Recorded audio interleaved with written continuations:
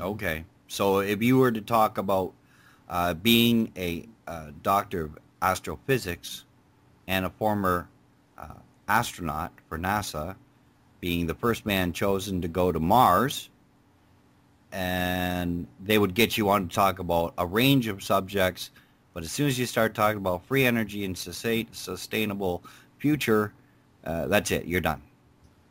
Exactly. That's right. That's Okay. right. And that's the risk. And I think anybody in this field knows that. I'd say there are on the planet maybe several hundred of us. Some people are inventors. Some, in my case, I'm more like an elder who expresses the bigger picture and sees what's happening and tries to do something about it. Collectively, we're all aware of the fact that we will be blackballed. We have been blackballed as a result of doing this work. And have you butt heads with the mainstream science? Do Oh, you yes. find they come after you? Well, sometimes, or they just ignore me. More often than not, it's ignoring. Uh, I clearly am not, never been invited back to Princeton. I've never given a colloquium or seminar on the topic, even though I could have. Uh, although I have made various university appearances, that's generally the whole student body. But Right. basically, you see, what's happening is the scientific community tends to be the most conservative, and a lot of them have to depend on their funding from government sources or from private industry, which are locked up in vested financial power. Right. And so these people are not going to want to jump ship like I did. Um, if they did jump ship, they realize they'd lose their grants, they probably lose their career, in quotes, they'd lose a lot. And I had to go through that process myself. I had kids to put through college while I was freelancing, while I was going around and giving talks Mhm. and selling books just to get through this period. So Right. yeah, it's highly risky from that point of view, but from the point of view of bringing in the new paradigm, it's becoming almost absolutely essential Mhm. to to take the courage to jump ship. So the scientific community have been part of the suppressors of this by naysaying the possibility that we could have this new energy technology. Another group are the environmentalists, the Greens. They don't. They tend to be skeptical of any technology, whether it's clean or dirty, because they're quite right in saying that what's been adopted so far at the trillion-dollar level has been just utterly devastating, whether it's the use of hydrocarbons or nuclear power or the weapons of war or the financial robbery of Wall Street. They're all up around the trillion or more dollar level. And when you get to that level, it's just become so corrupted that you have to jump ship from it and develop a whole new paradigm, which means a huge cultural change.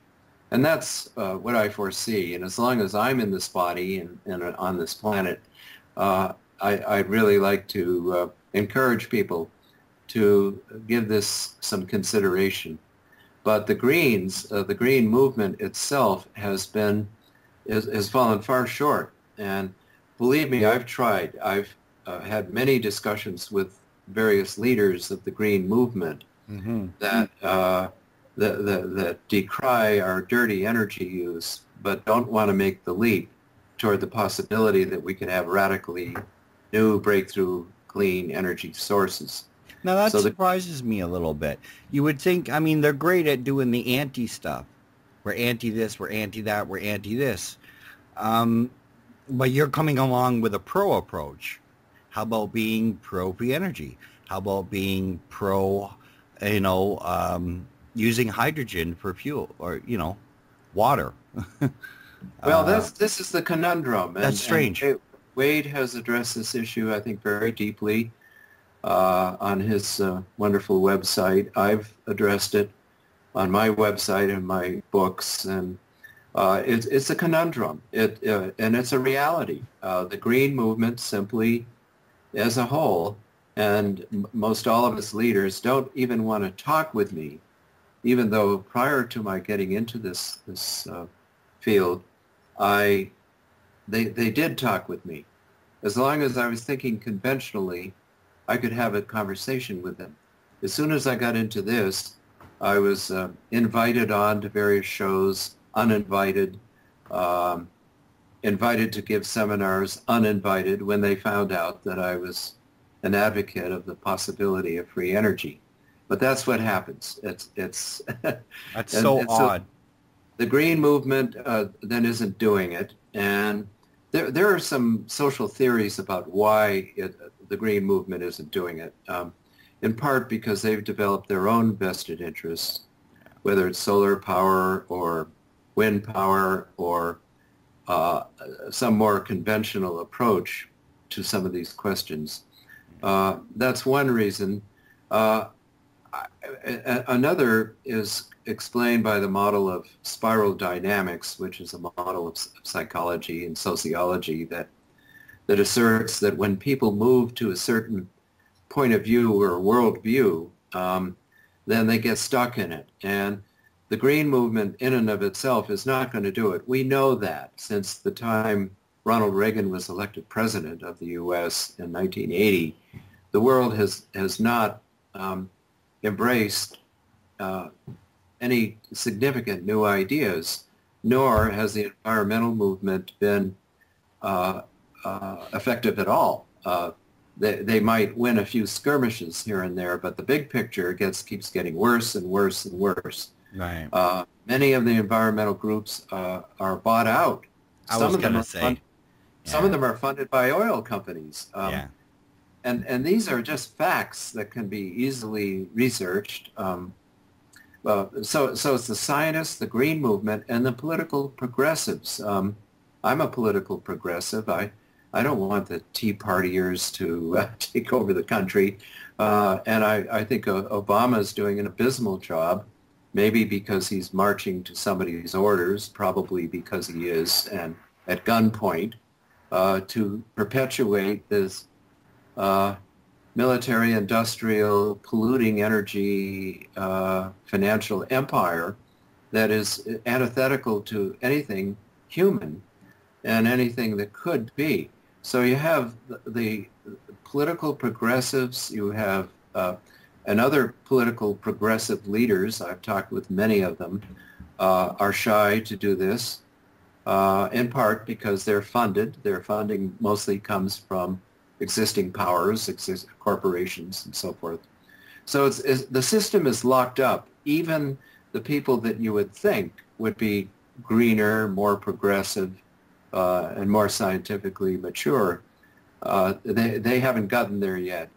So, in the spiral dynamics model, Ken Wilber and others have, I think, very articulately said that, well, this is because the Greens are not integrating their knowledge yet. They are just fighting little individual battles and losing most of them. But the big picture is in connecting the dots and integrating to a second tier of awareness, which is a more holistic view of life. Has to do with consciousness. It has to do with spiritual growth, more understanding of reality, and certainly a very important part of that is developing clean energy. Very important part. Yeah. And that then requires a degree of sentience. Wade talks about that too, a degree of sentience and awareness that goes beyond what's now out there in the public domain.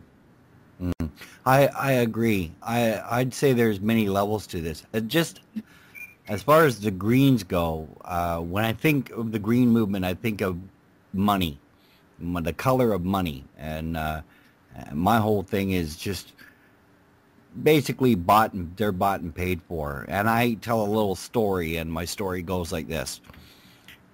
If they get to a certain size, any green movement, any sort of, then you have somebody show up with a big bunch of money, and they'll say, we want to give you this money. We think you're doing a great thing here with what you're doing.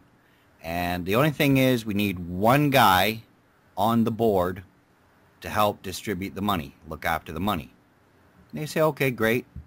Some time will go by. They'll come up with some more money, but we need 2 more guys on the board just to make sure the money's distributed correctly. And before you know it, none of the original board's left.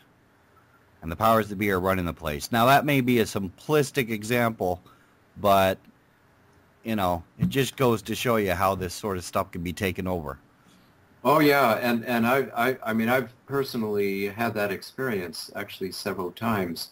I've co-founded a couple of organizations that where the board was taken over by others. I quite naively appointed a good-sized board, and then they took over, pushed me out. It's just the old paradigm politics just keeps going on, and that's one very big reason why the green movement is so ineffectual right now. It's money. Yeah. Money is everything, and that needs to be changed too, where money is more just used as a medium of exchange and not an excuse for somebody to manipulate others and get more of it at others' expenses, which is what's going on now. I often wonder if there's other civilizations out there when explained the concept of money, they just shake their head and go, okay, that's odd. Yeah, exactly. Exactly. You got it. Yeah, absolutely. That's odd. Because it's I mean, just to observe the earth and see what's happening in Japan, for example.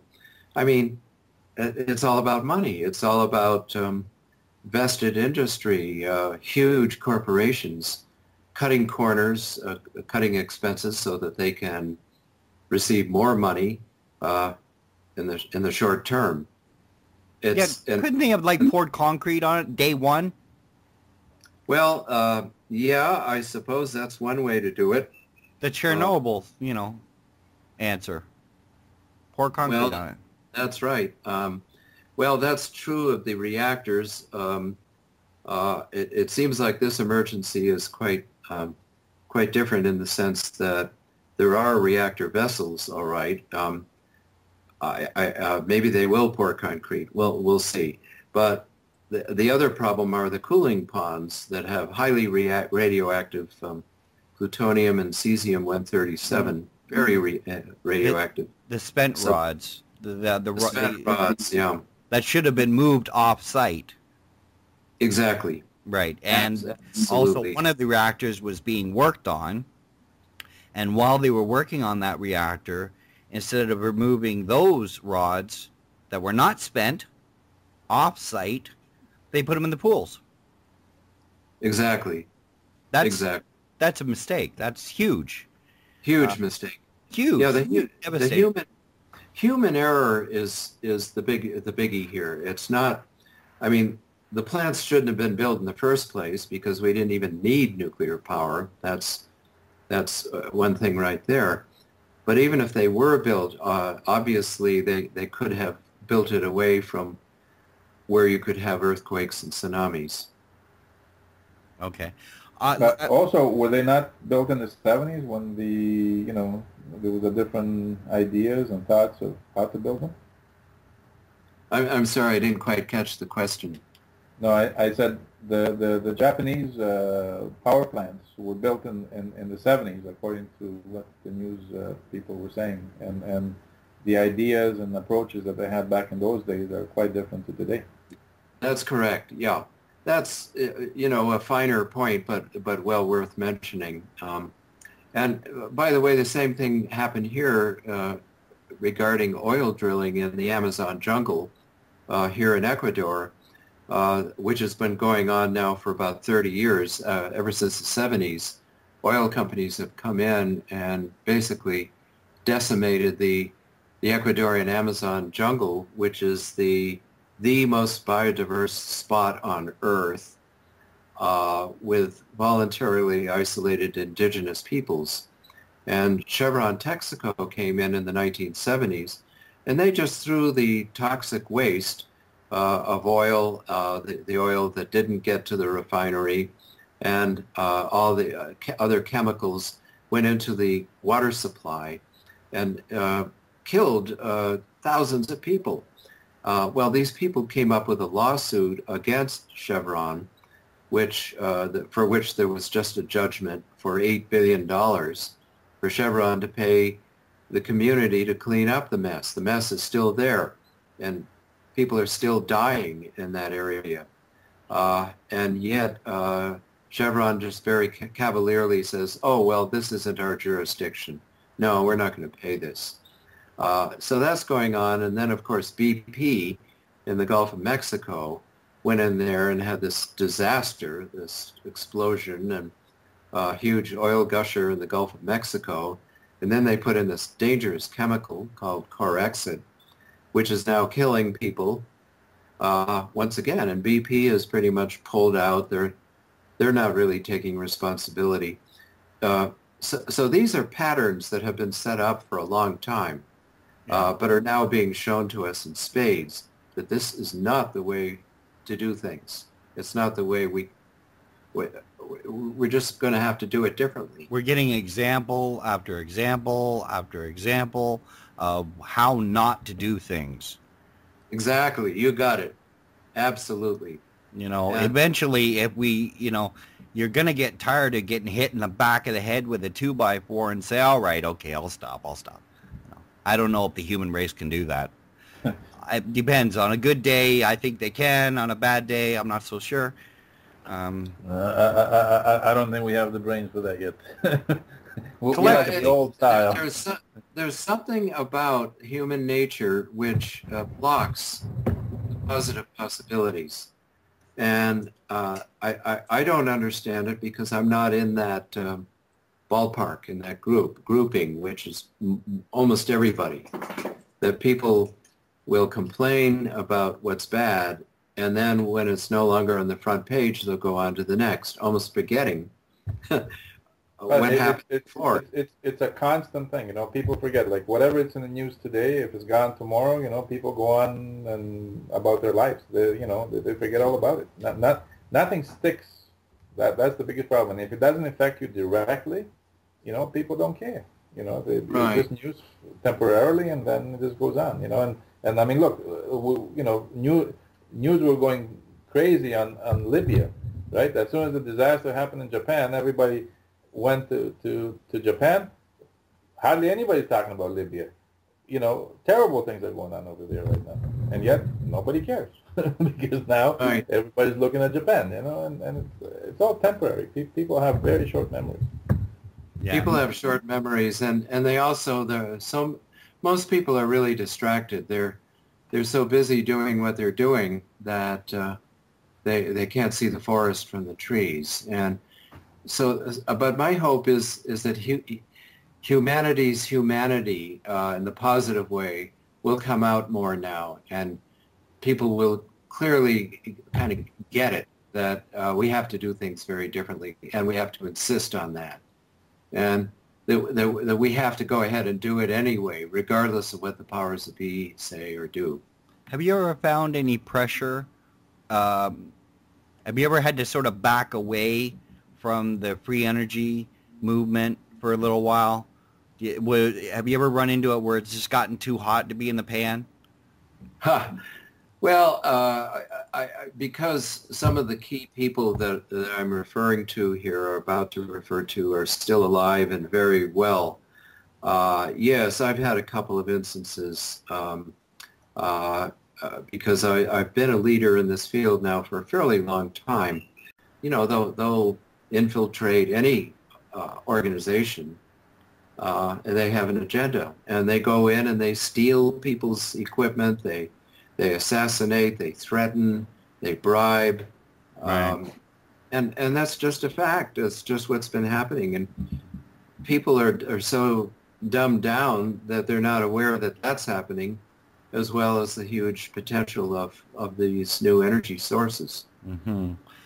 There's got to be white hats. If there's black hats, meaning, you know, the bad guys, there's got to be white hats that have a lot of money and access to technology, and Do you believe Well, in that paradigm? That is the well, yeah, there are white hats out there, but I don't think even, at least so far, the white hats with a lot of money haven't come to the table okay. for whatever reason. And again, I think Wade and I both talk about this, is that some of it is just the educational process that a person wearing a white hat may still not get the that this possibility is so very important. Okay. Do you think that there is technology in underground bases or hidden anywhere in the world that is available right now, fully functional? What's your opinion on that? Do you think that exists or Well, does it just not exist? it might, and of course the fact that if it did exist, and I suspect it does, certainly we're aware of some experiments going on or having gone on in Area 51 near Las Vegas, underground work on anti-gravity, and and there are those indications. Some of the UFO type technologies. These are all, I think, very real manifestations of attempts of the black ops people to replicate some of these advanced technologies and develop them for their own use, but not to be shared with the public. Their own selfish use, yeah. Yeah, it's very selfish to keep these things secret, to keep it away from people while people are suffering and dying. Whether there is an agenda which is much more malicious and malevolent, I can only guess that there probably is. And why people have stooped to this level of power and exploitation, it's beyond me, because our beautiful planet is getting destroyed by their actions. Right. And Because generally people are kind. I don't know if Tom would agree with me. Tom? Yeah. Generally, Well, I think people are kind. Sometimes. Yeah, but most people are kind. Yeah, I agree with you. They're truly, and their human qualities come out, especially under duress. And maybe we have to have so much duress that we just have to do this. And that seems to be part of human nature, is the pendulum now has gone so far in the direction of elitist control that now it can't help but come back. And I hope in time to avoid total catastrophe like nuclear war or some sort of environmental catastrophe that could even be bigger than the one in Japan or the one in the Gulf of Mexico. These are all things that may be on the horizon. Right. Our kinder, more gentle nature, we're very complex animals, and we seem to, many of us have been taken over by a kind of a collective psychosis that that's preventing us from doing what we really need to do. And part of that is the just masterful public relations campaigns by some of the large corporations and governments of the world. And TV and movies and, right, all training programs, right? Right, right. Now, meanwhile, of course, there are places like Ecuador here in which we see a real-life Avatar. Of course, the movie Avatar was a real great smash box office hit, where the good guys were the ones who were in favor of nature and the bad guys were the exploiters in the military. That's really cool. That's fictionalized form, but it's happening right here in Ecuador in nonfiction form. There's a national park we have here called Yasuni, which is just precious, more species in one square kilometer than all of North America. And this very precious place is being threatened by oil drilling, just because the oil companies can make a lot of money The government of Ecuador gets some royalties for drilling the oil, which then helps support the government. And so everybody's kind of in this together to exploit the environment and to build roads in there, which then causes all kinds of logging to happen, deforestation. The Amazon within Ecuador will be half gone. Half of what's there now will be there in 24 years. That's less than a human generation. So that's not foresight. That's just plain dumb. Yeah. And greedy. And greedy. And you know what it comes down to. Okay, Brian, I got a question for you. Being that you're a former astronaut, what are your thoughts on the possibility of a secret space program that the astronauts of yesteryear and today are flying around in old technology, tin cans, and if there is a secret space program, they get to play with the good toys. Do you have any thoughts on that? Well, my thoughts are it's entirely possible. Being an outsider these days, I don't have an inner track, so I can't honestly say what's possible or what isn't, besides from the point of view of being an independent scientist. And certainly I've seen the space program deteriorate from its heydays back in the 60s when there was almost no limit to human imagination and where the military programs were basically left out. NASA's charter still is, that it be a civilian agency without any military applications. And yet, at the same time, we found that the military has come in there anyway, just looking at budgets and mission profiles and so forth. That's public information, and so you can glean from that any number of possibilities of cover-ups, all kinds of foul play. Mm-hmm. And that's the kind of thing that I say, well, my expertise is more in the sciences themselves, like, for example, the feasibility of free energy technologies. Right. That's something you can get your hands on, and it's something you can do something about. Right. Without speculating about, well, what might happen in the future, 2012, or whether this big ship or UFO or whatever it is, military installation, suddenly shows up or not, and what the astronauts are free to say and what they're not. I know, I mean, I've had some intriguing conversations myself, private ones and ones that I just can't reveal publicly, but ones where astronauts have claimed to have seen things and have silenced. So in general, that is true. Yeah, I want to ask you about Daniel Pomerleau, and what do you know about him, and if you have met him? Well, I haven't met him, but he's one of several very talented people on the planet that have special psychic powers that can literally, in his case, generate electricity. He's autistic. He's mental age is about 10 years old. He's actually in a 50-year-old body.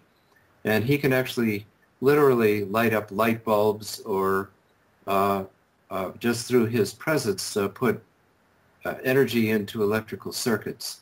He knows how to create this energy, which in many ways is like some of the principles of so-called zero-point or free or vacuum energy, which is that energy is everywhere in the universe. Every point in time and space has an enormous potential energy field. And if through consciousness or through some sort of electromagnetic device, you can tap this energy, and there are certain conditions under which that can happen, then you get basically free energy. You have a flow of electricity.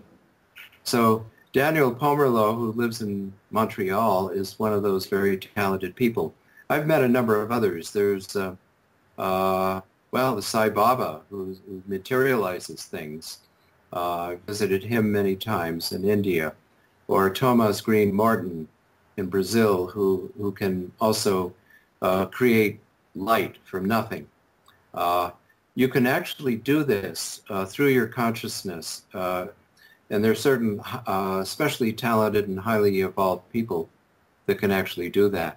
And in a way, it confirms the supposition that electricity needn't be generated the way we're doing it. We don't need these antiquated old grid systems. We don't need these big central station nuclear power plants or hydro plants or fossil fuel plants. We can have decentralized small devices that can produce the energy we need. And so that's what basically Wade and I are talking about. We know that because we've seen it, and we've seen these ideas come forward. So rather than to talk about this or that specific device, just to know that we're on the right track, but we need to have protected research and development places where people can come together, very capable people, under protection from the powers that be to develop these new energy sources. It is, the free energy area is sort of a small-ish, well, I mean, you take the population of the planet, it's a pretty small group. I think the focus would be to get it, this should be a worldwide knowledge, a worldwide phenomena. Everybody should be just, you know, talking about this. This should be common knowledge, just like if you're the vast majority of the world knows about if a hunk of steel flies over top of them in aluminum, that it's a plane, and they don't need to run out and, you know, build an altar to it, you know, which is what we have now. We have a sort of a small group of fraction of humanity that know about this possibility, but the vast majority don't. They just don't. Right. That's right, and the same thing has happened throughout the history of technology and science.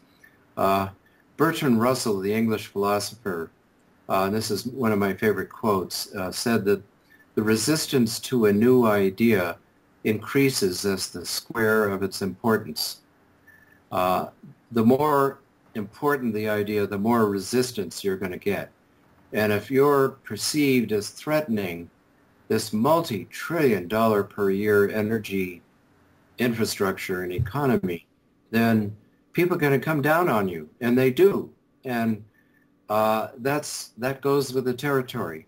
But people now need to be courageous and intelligent enough to stand up to that. And if enough people are able to do that and insist we develop this, then it will get developed. Yeah, it's got to happen. Eventually, it has to. I mean, it has to. If for planetary evolution, we've got to get to that point. And why we're dragging our heels, I don't know. I think it's a matter of time.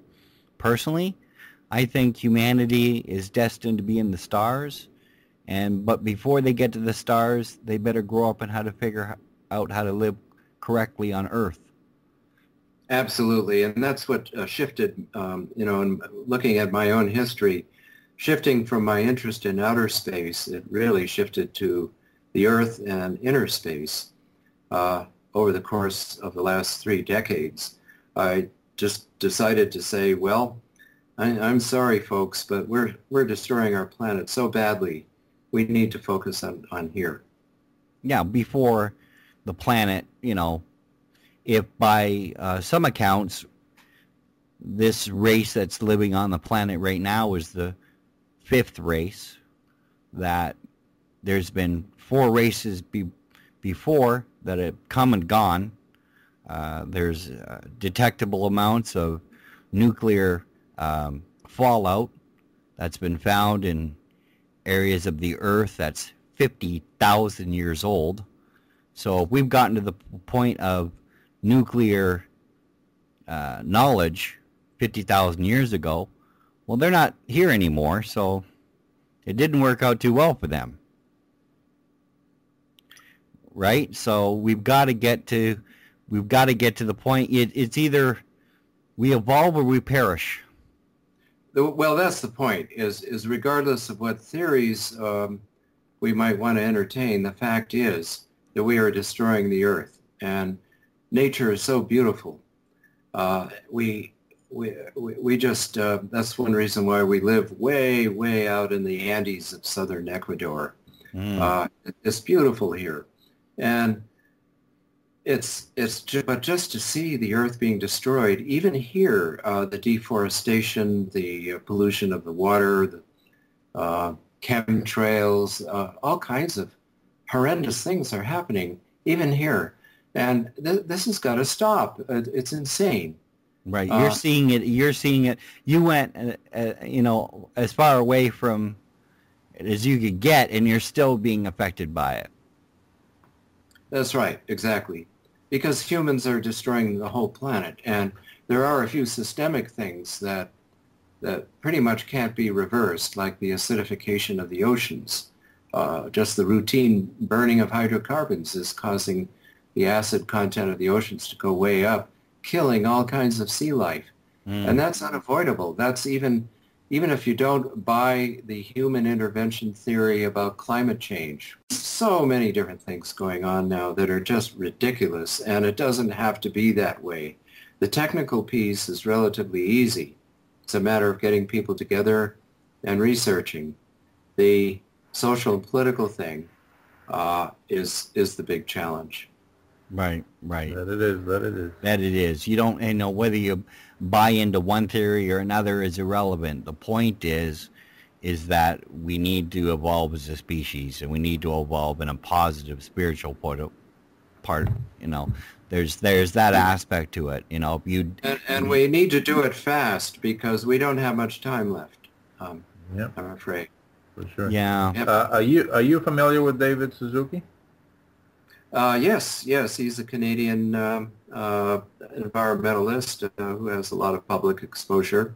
Yeah, and he's been fighting it tooth and nail for, I don't know, decades now, and you know, at times it looks like, you know, he's losing the war, but he keeps going at it. So I don't think David's real big on free energy. He'd argue with you. Well, about that. it's not necessarily the free energy. It's the fact that, you know, what we're ruining our environments. We're ruining our you know, everything that we have, and eventually we're gonna get ourselves into a irreversible situation. So. Well, this is an example. I would say David Suzuki is similar to many people, environmental leaders. I could rattle down names, people like Lester Brown and Amory Lovins and Richard Heinberg and Jim Hansen, leading authors and scientists in the environmental field, are still pretty much denying and tuning out to the free energy prospects. Well, of course, they wouldn't get any airplay. Do you think he'd get any airplay if he started doing that? None. Probably. That's it. He knows who butters his bread. Don't you worry. Yeah, but I mean, if you know, if part of the accomplishment is that, you know, you can get something done, if that's the way you got to approach it, then yeah. I guess that's well, one it way helps. to look at it. Yeah, I agree. It helps. It's just nice to. This is a lonely business. What Wade and I have been doing is very lonely because there aren't very many of us out there.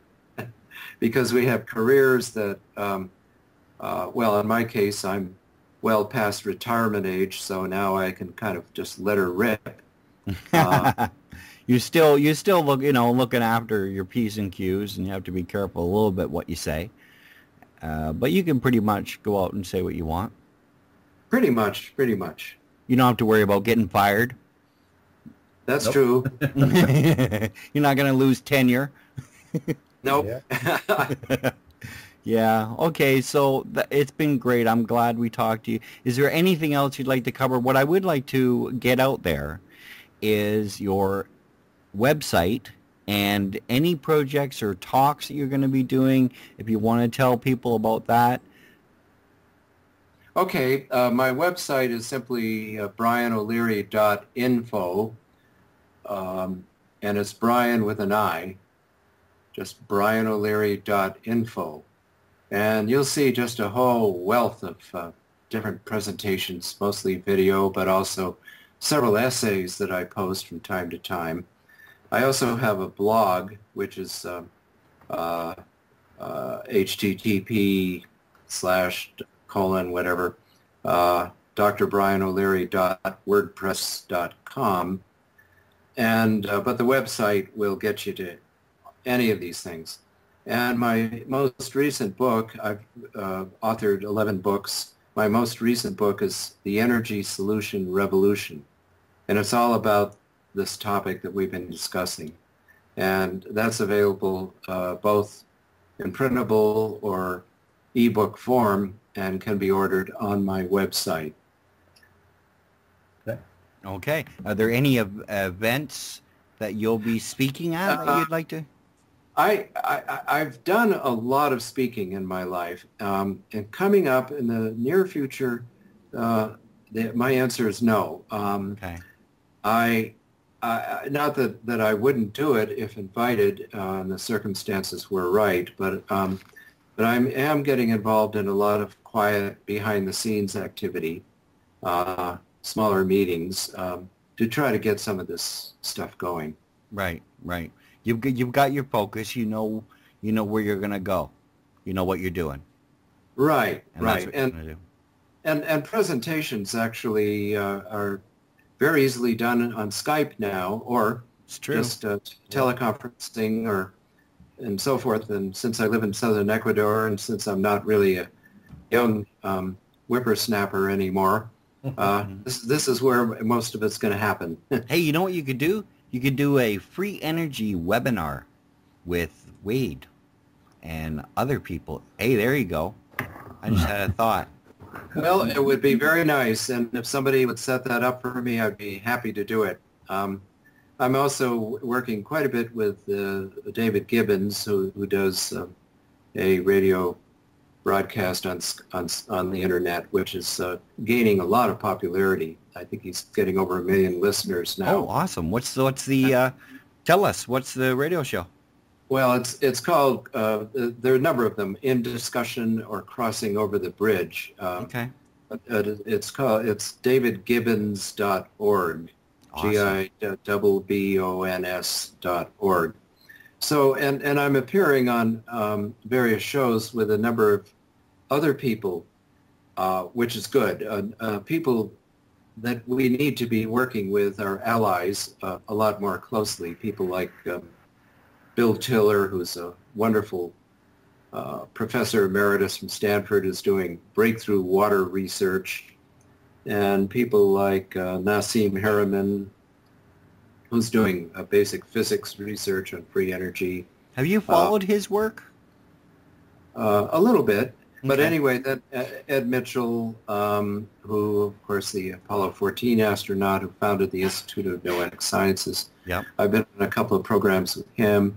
John Perkins, who wrote Confessions of an Economic Hitman.